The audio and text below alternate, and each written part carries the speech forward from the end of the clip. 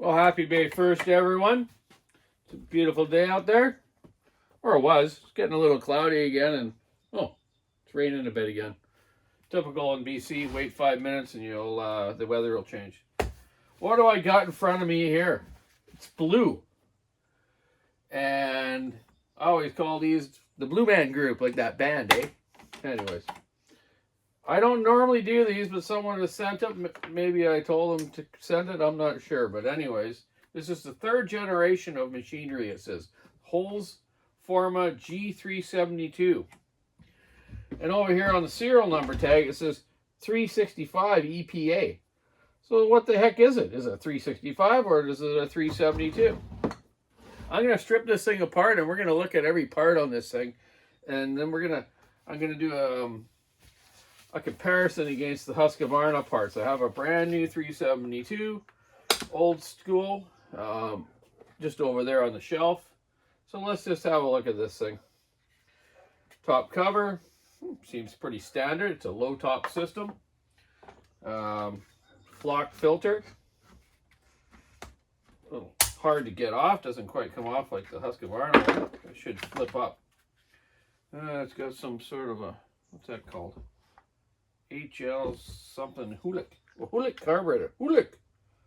Look at that. Yeah, that's loose. That should be tight in there, and then I should flip up and down. So that's kind of crummy. Someone will lose that right away. Let's throw that in the box. Now, what kind of fasteners they have on this thing. They have Allens. Yes, they do. Allens. Okay, 4mm Allen. Let's take our 4mm Allen bit. Take the top cover off, and see what we got underneath here. I like the new Huskies that they have the Torx type heads on them now. Torx are the best, I think. Allen's stripped too easy. Okay, top cover. Looks pretty standard. Nothing wrong with it. Maybe a little thicker plastic than the Husky. But yeah, okay. Okay, toss that aside. Cylinder. Looks like an old school 372, 365 one. No real numbers on the top, like millimeters or anything. Spark plug lead. Let's take a carb boot off. I do know some people have had problems with these, with the carburetors, and also the little O-ring that goes on the crankshaft to seal the crankshaft PTO seal with the sleeve that goes over so that it doesn't suck air through that sleeve. I'll show you that down the road here. Okay. Carburetor looks pretty standard. Looks almost identical to the Husqvarna Walbro one. Let's get it off. What do we need for a driver on that? 3mm Allen. And I want to take this off and just check out the bore of what it is. Is it a 372 or is it a 365? What's the millimeter difference? Yeah. Hope everyone had a good April. May now, it's time to get your gardens planted and get out camping. Okay, a few of the lines. I feel like not bad rubber. This one's a little hard already. The fuel line itself, wow, yeah, that's quite hard. That's no good. Okay, there's the carburetor. All functions seem to be the same. You know, choke on, off, fast idle, click. Oh, there it goes. What did I just lose? The sleeve that goes in the carburetor here. Where'd that go?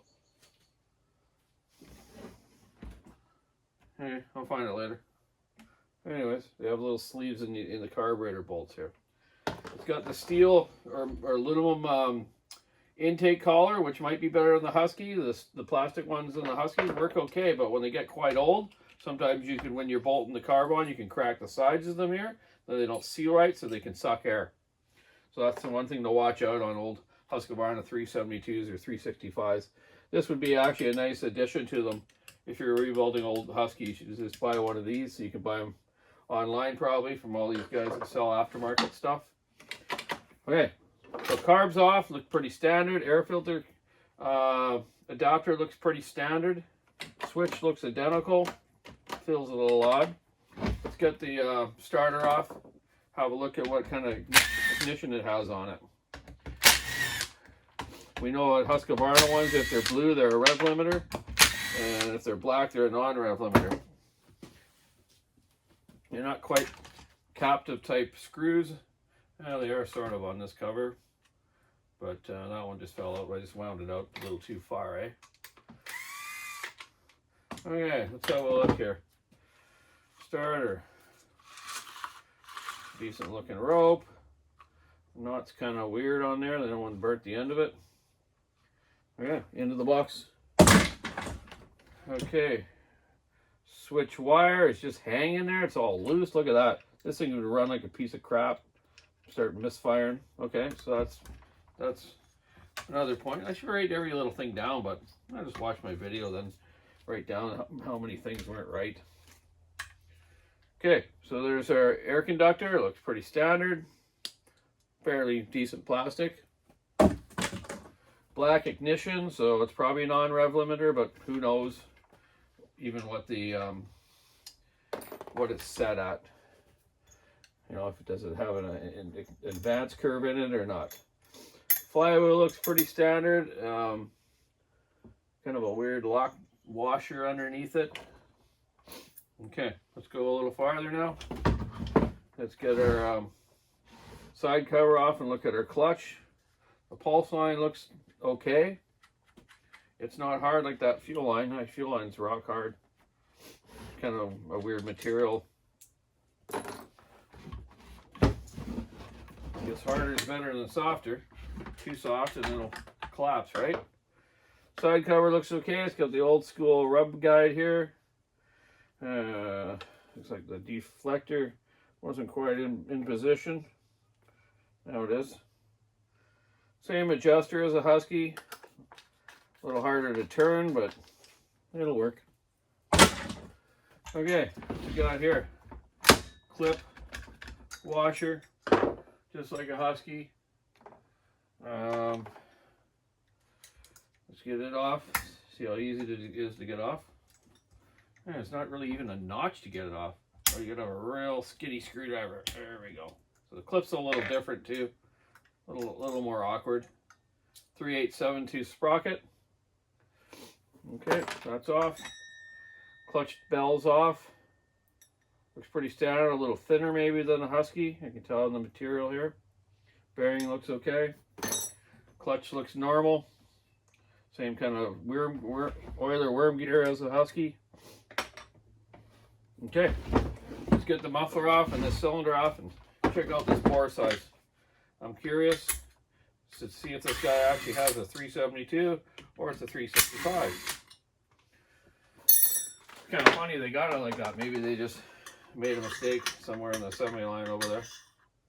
Someone put a 365 serial number or tag on it instead, or someone put their own top cover on that says 372. Okay, two bolts out. Got a gasket, aluminum plate as normal. Totally hollow the muffler. Just a little pipe here, like a Euro pipe.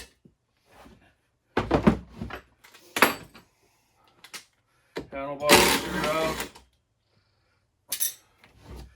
Okay, let's get our cylinder off now. Let's get our plug out first. It's got a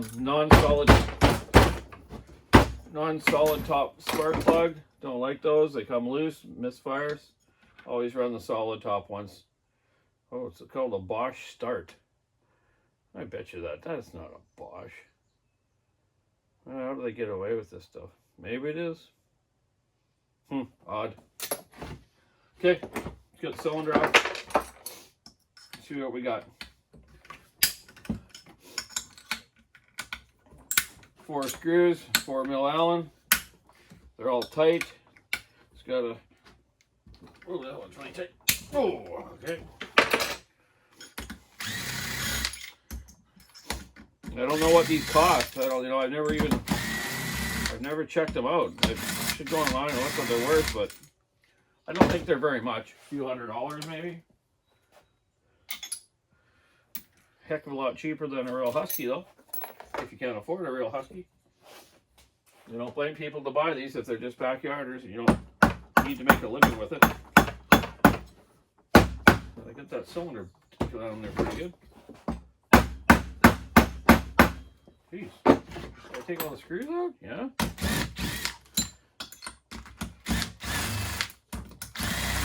Yeah, they're all out.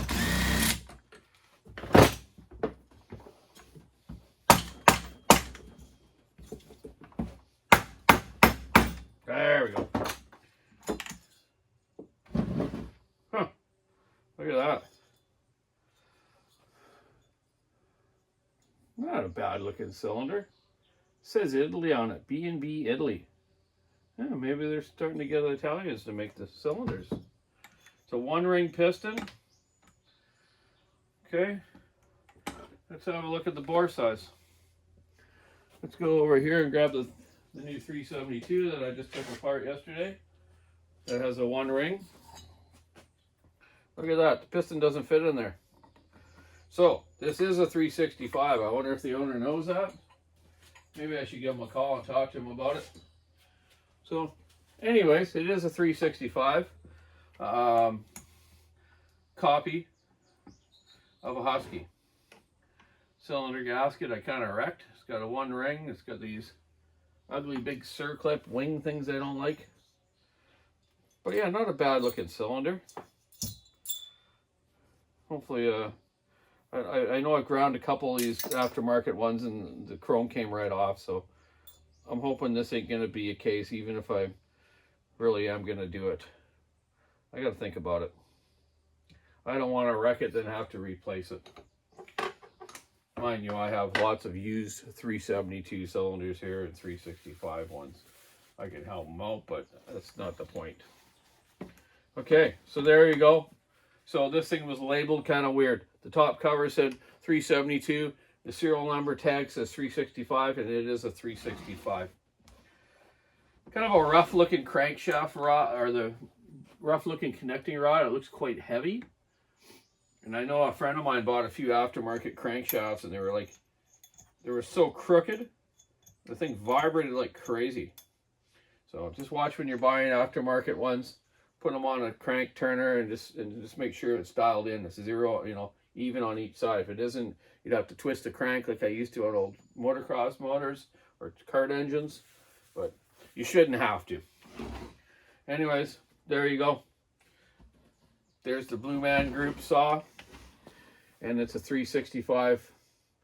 Alex Slade is the fellow's name. Not sure where he's from. Oh, I do. Hang on a sec. Here was another tag on it here. Alex Slate, Raccoon Valley Drive, High School, Tennessee. Even got his phone number.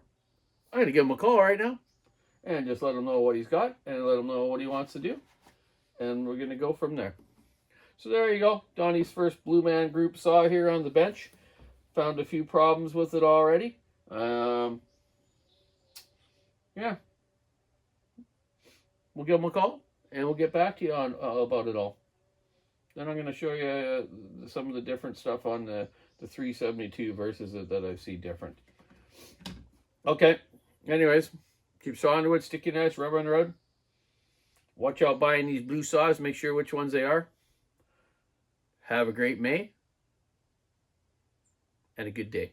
Bye now.